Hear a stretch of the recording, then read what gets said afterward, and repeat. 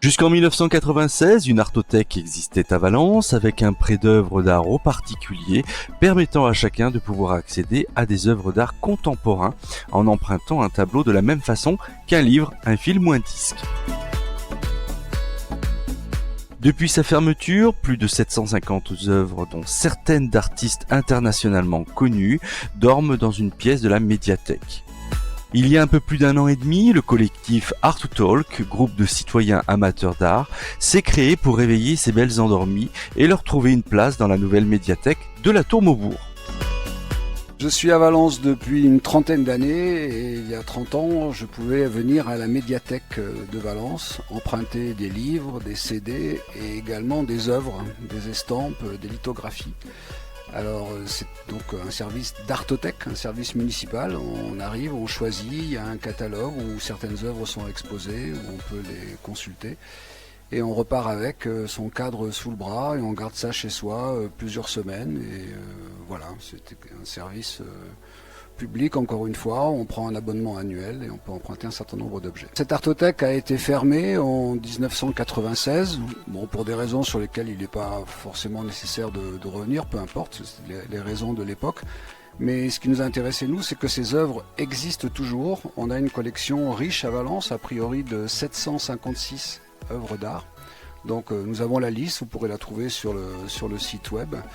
Donc toutes ces œuvres sont là et à l'occasion du déménagement de la médiathèque, puisqu'on doit la retrouver au printemps prochain sur le site de la Tour Maubourg, on s'est dit, un certain nombre de citoyens valentinois, sans aucune intention politique quelconque quand même, je tiens à le signaler ici, on s'est dit simplement que ces œuvres devaient vivre, devaient retrouver leur public, qu'on pouvait à nouveau les emprunter, avoir ce service d'artothèque, mais pas seulement, on souhaite que ces œuvres soient aussi dans un certain nombre de lieux de la ville.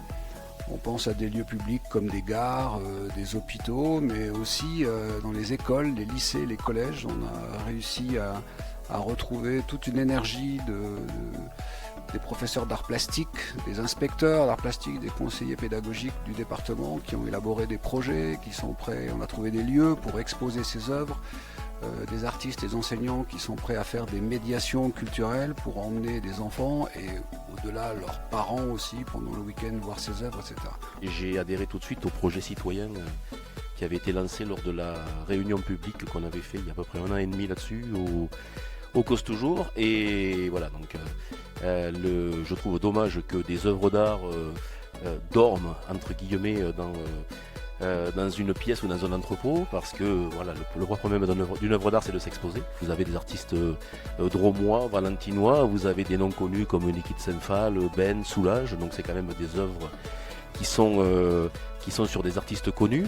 Et un deuxième point qui n'existait pas à l'époque de la fermeture de l'artothèque ou même sur la période où elle a existé, c'est que maintenant, avec la nouvelle médiathèque va dépendre de Valence Roman Agglo, et donc qui dit Agglo dit 56 ou 59, je ne sais plus, communes impactées, et donc ça pourrait permettre à certaines communes qui n'ont pas forcément la place pour avoir un musée ou la possibilité d'ouvrir ça, de faire des expositions dans des salles dédiées, dans les salles de la mairie, pour permettre à leurs administrés d'accéder à l'art, ce qui est quand même intéressant et important. Donc voilà, c'est nous la démarche, enfin moi je résume la démarche du collectif Artothèque en disant c'est pas l'artothèque, c'est pas la personne qui doit aller à l'artothèque, c'est l'artothèque qui doit sortir pour aller vers les personnes et vers les lieux.